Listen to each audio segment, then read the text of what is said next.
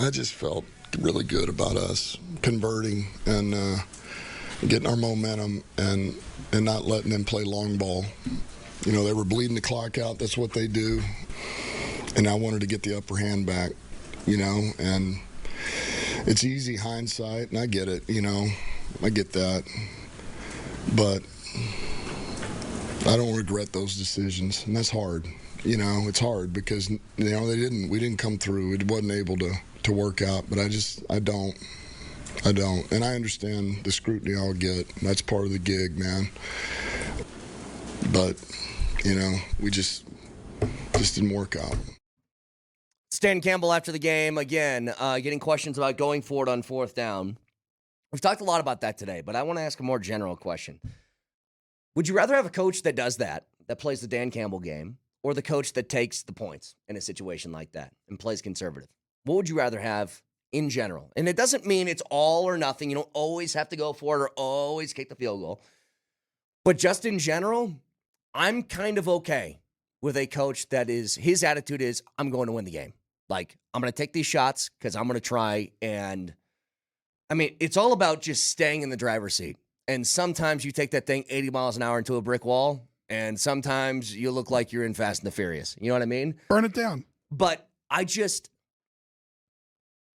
want a coach who's like that. Yeah, me too. I want the coach I don't want the coach that it's the 38-yard line and it's a 3-point game. Well, let's punt it away and trust that. I want you to go out and win the game, even if it means you're going to get burned by it at some point. Because it's happened the last couple of weeks, Rob. Now, he's gotten praise earlier this year for being aggressive, having the aggressive mindset when it works. And then you get games like yesterday, or you get games like the Cowboys game where they went for the 2-point conversion 18 different times or whatever it was. Like, that's where he's going to get criticized, but I'll live with that. To me, I'll live with it. Here's what I can't stand, that it has to be black or white. Right. Like, you're either an analytics guy or you're not. You're and either that's why I'm a saying just in guy. general. Yeah, you're either a go for it guy or you're not. Because here's the thing. So I love the aggressive coach. Go for the kill shot. Dan Campbell does not know that he's going to fumble the ball on his next offensive drive. Right. He doesn't know that an interception is going to go off his safety's face mask and instead turn into a reception for Brandon Ayuk. You can't anticipate those things. But he went for the kill shot. I'm totally fine with that. I have no issue with it whatsoever. But it's interesting you bring up the Cowboys game. Because to me, just like I think the old school people who don't ever want to go for it on fourth down and say take the points are stuck in their rut, stuck in their old ways. I also think that in that Cowboy game, Dan Campbell got a little too stuck in his ways. He's hard-headed, yeah. So you go for it the first time, fine. You go for it even the second time, fine. But when you get backed up and you are so into your mindset of no, we're going for it. We're gonna be aggressive and win this game. Mm-hmm. Now you're on the 6-yard line. Kick the extra point. I agree with you. And you know what's funny? This is where you say stuck in your ways. What's funny is if they got a penalty on that play that pushed them back, I think he probably kicks it. But I think he was pissed because they got it already, and he hated the call. So he's like, screw this. I'm doubling down. But that's the thing. You can't make that emotional decision. I agree. When you make an emotional decision, you get too stuck in what it is you know in your ways. And so none of the decisions I had a problem with from Dan Campbell last night until, and we've talked about this, the third down at the goal line. And that, I don't even know if that was so much an aggressive thing for him or if he just... They've won with their offensive line, the running game, pretty much the entire year, and he goes, well, we're just going to try and do it now. Kaner. It's a poor decision. Against that defensive line? Understood. Come on. It's a poor decision. If you want to try it on fourth down, because if you miss it, the game's over anyway. I'm with you. So the fourth down decisions don't bother me. I don't mind him taking a shot and seeing if he can score another touchdown, and it would have made it, 24-point lead?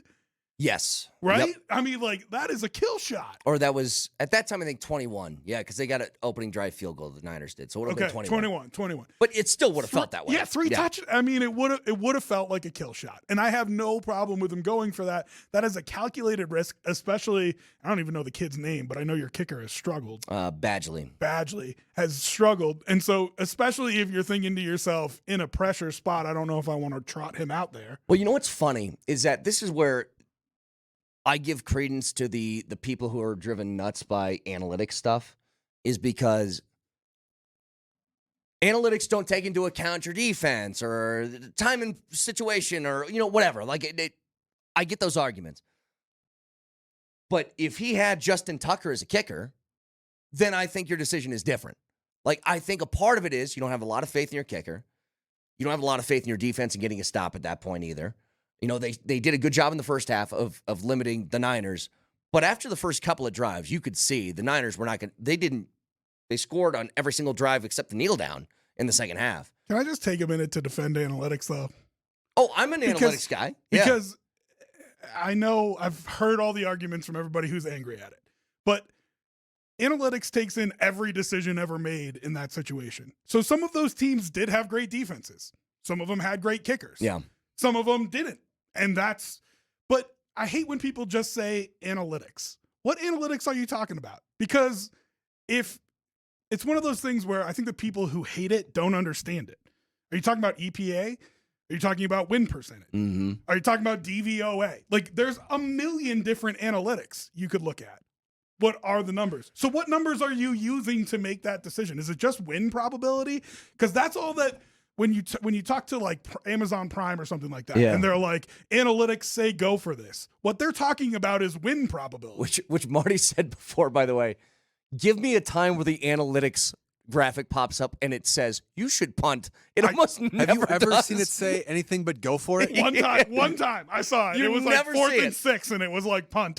But here's what's funny. I almost don't even think that Campbell's he's using some numbers to back up these decisions, obviously, because they're all, for the most part, they're kind of in line for the go for it graphic is kind of in line with his decision making. But I think what he's doing more than anything is he said, I know what my team's good at and what they're not. Yeah. And so I'm going to play to the strengths of the team, which is, do I have faith that my team can pick up 3 yards on 4th down? The answer is always going to be yes. And there are some times where you should not do that. Now, remember, I think it was the first half, right? What are you laughing at here? What happened? Let's spin the analytics go Marty for has it put wheel. up the analytics go for it wheel. Yeah. And it's spinning. What do we got? On our Twitch channel? Go for it. All right. Now, remember, Dan Campbell did make a decision that game where it was 4th and 3, and he took the points. Yes. End of the first half. They're at the 3-yard line with 7 seconds left. He opted for the field goal. He did make that decision once in the game. I just think everything else kind of turned into, I want to kill this team. I want to be done with this now. And it just didn't work. And you might remember these specific plays better than me, but let's talk about what happened on those 2 4th downs.